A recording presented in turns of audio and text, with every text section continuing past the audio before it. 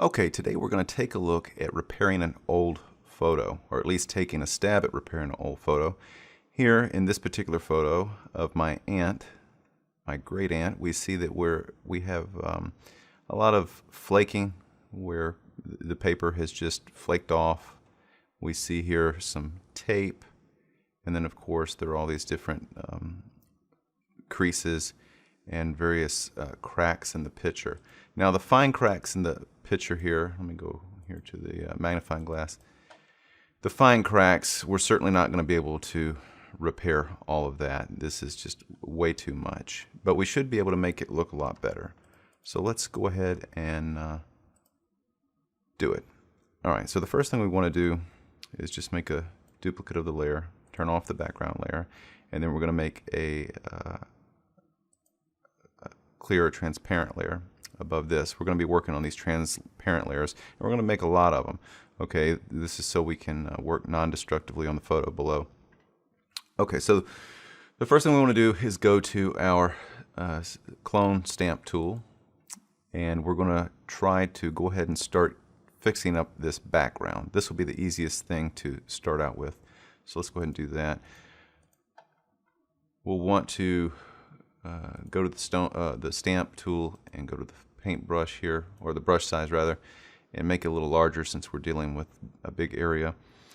On a Windows computer, you'll press Alt, and that will allow you to sample the photo underneath, and then as you can see here, you're able to just stamp on top of the imperfections, and it will pull from the place you sampled. So what we're going to do is basically just go over these big cracks all along the image. And of course it'll take a little while, so in a moment we'll speed it up. But what I do want to note, when I'm doing this, what I'll usually do is go as close to as I can to the place that I'm trying to get rid of. So in this case, this crease. So I'll sample underneath it. And I want a brush size that is just a little bit bigger than in this case the fold or the crease. So I'll sample underneath it, and then I'll just follow along the path here. Yeah, and everything works out pretty good. All right, so what we're going to do now is go ahead and speed it up while I do the background, and then we'll pick back up.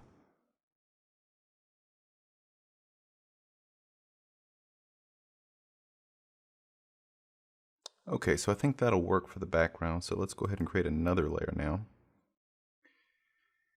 And we'll focus on these creases in the face. Now we'll still be using the stamp tool, or the clone tool, but we'll just want to start working with a significantly smaller brush and take our time now. Alright, so let's go into this area and we'll start working on this crack.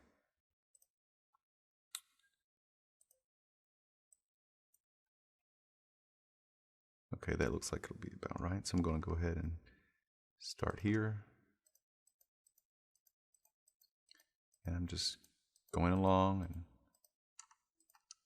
clicking as I need.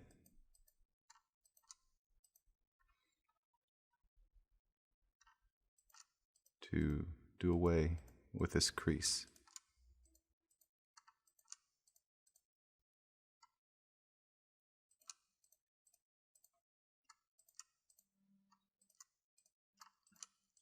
And we'll go a little quicker through here. Let me go ahead and speed it up, and then as we get to some of these bigger places like here where we have to do some reconstruction, we'll slow back down. So let's go ahead and speed it up.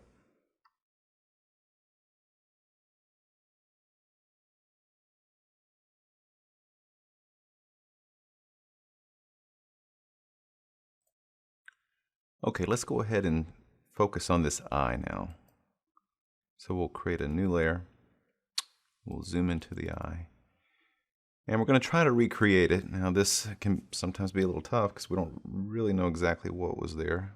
But we can take a good stab at it here since we have this eye. So let's go ahead and start out by creating the selection of this eye, the good eye, we'll go ahead and hit Copy Merged, and then Transform, Flip Horizontal. Oh, excuse me, I didn't paste it. Okay, now we'll go ahead and flip it horizontal. And we'll bring it over to this eye over here. Let's drop the transparency a little bit, because we know we want to see some eyelash. Just like we see over here, a dark eyelash, there needs to be a dark eyelash here. Now, of course, this is a thicker lid than over here, so we'll have to work with that. But it looks like it probably will line up pretty good.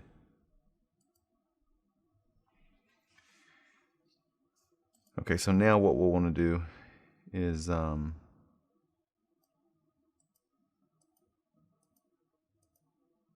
do this.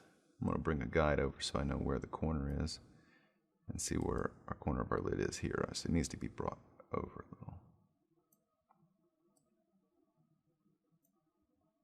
little. Okay, good.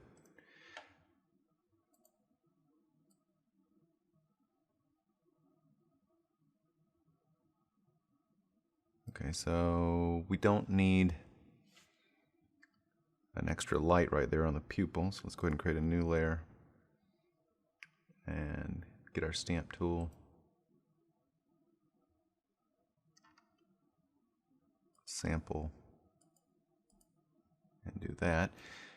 And let's go back to this bottom layer where the eyelid that we brought in is and start erasing some of that. Now note that I have the opacity at about, let's go ahead and do it at 75 and a flow of 22. So I want to go ahead and start erasing some of this to match in a little better.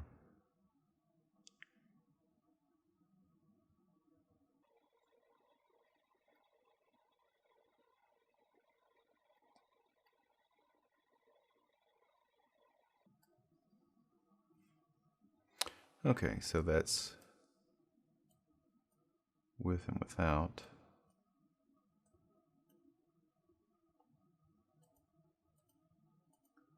Alright, so that doesn't quite look right.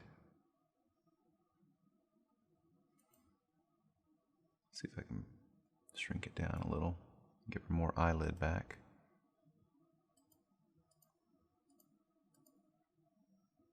Okay, I don't think that looks too bad for a reconstruction. Let's go ahead and take a zoom out and see what we're looking at.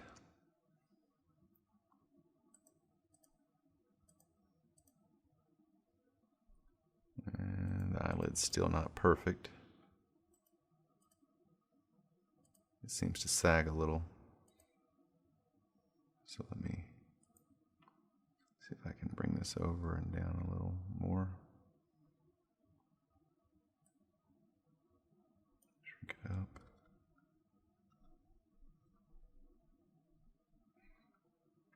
Okay, now let's get our eraser tool again and see if we can't give ourselves a little more.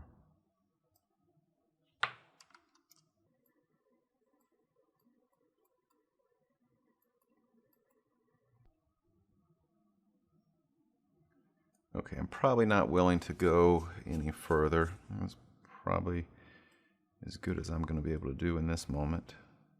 So let's go ahead and zoom out. Still much better than it was. So let's go ahead and work on these crevices and then this area here, and then we'll, oh, and of course this area here. Let's go ahead and do this eyebrow. All right, so we'll go ahead and zoom in here. It's kind of the same thing. We're going to go ahead and create a new layer. Then we're going to go to the good eyebrow and take a nice sample of it and go to Copy Merged and then Transform Horizontal. Oops, I didn't paste it again. See, I keep forgetting to do that. All right, so we paste it. Then we'll do Transform, Flip Horizontal, and we'll bring this over to this area. Let's go ahead and drop the opacity down a little bit so we can see where the original eyebrow is.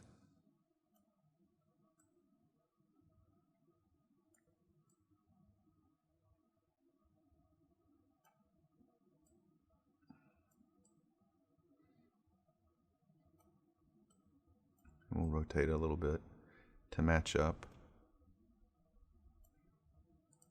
Okay, and then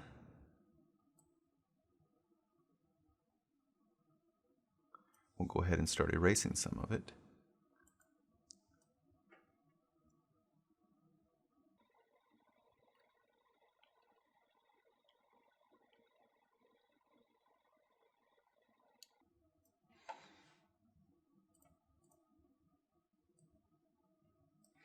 And then we'll create a new layer on top of this one and get our clone tool.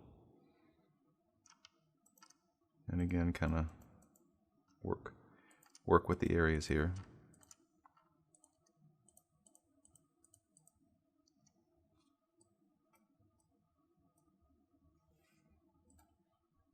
And I'm going to get the eraser tool in because you can still see some of the strands of hair here. Okay. All right, looks pretty good. All right, so let's go ahead and work on these creases. I'm going to go ahead and speed it up.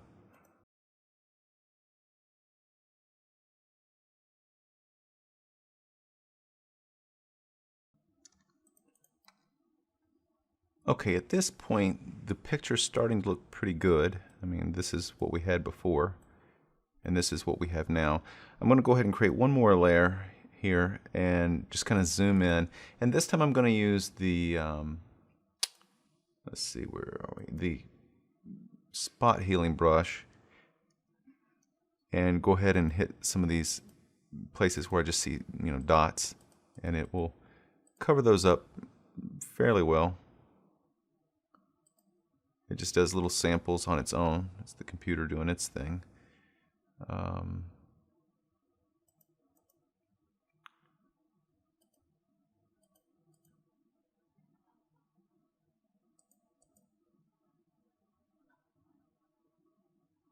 And actually, I might want to clean this up. Anywhere where there are these creases that are very dark, we might want to still clean them up. But basically, if you're doing something like this, take your time. This is a tutorial. We're just trying to go pretty quick. The longer you spend on it and the more you zoom in and go into detail, the better off the end result's going to be. So let's go ahead and do this one last time here, and then we'll finish up.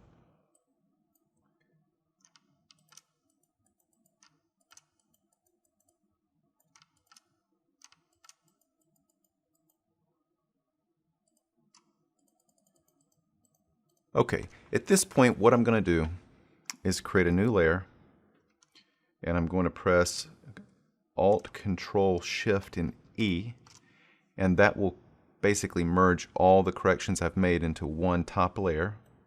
Okay, so I'm going to turn all these other things off right now, all the additions we made. So here's the after, here's the before.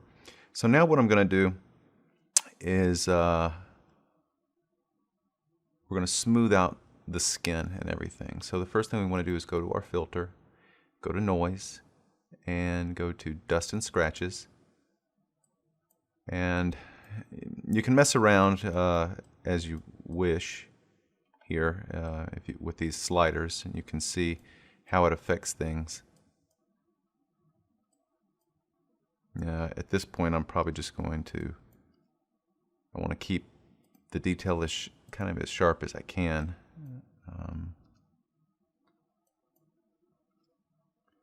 Because when you do change these, the flip side of everything is it softens and you lose detail.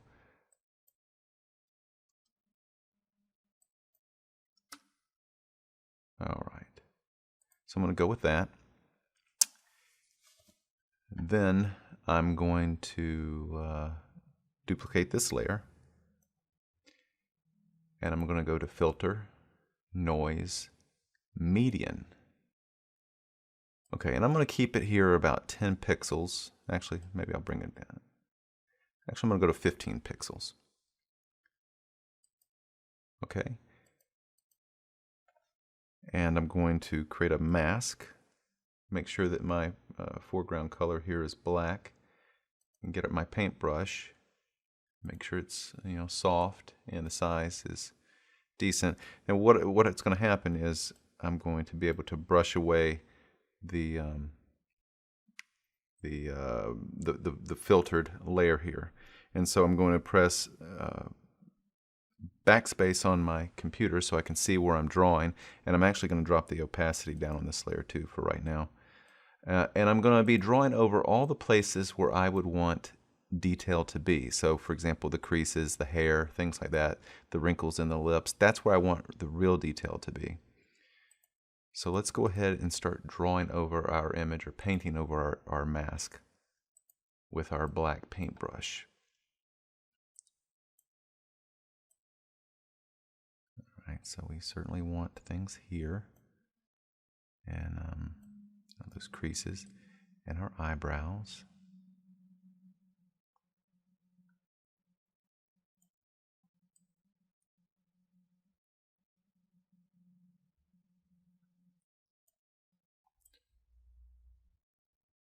And basically, we're just going to go over the details. So I'll go ahead and speed it up.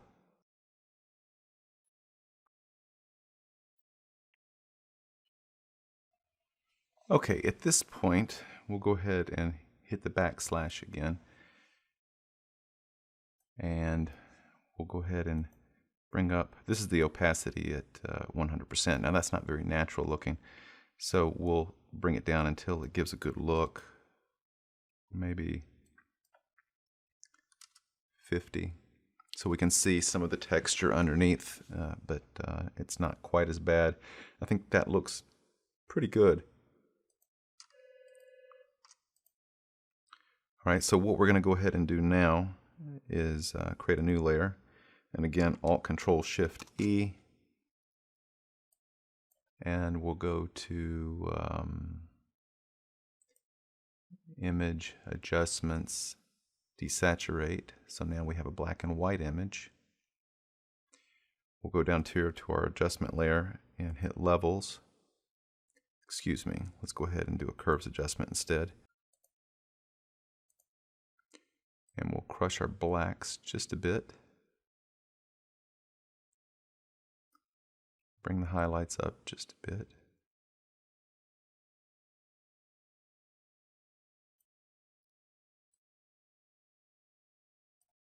Okay. And one last thing, we'll go ahead and create a new layer. Get our ellipse tool here.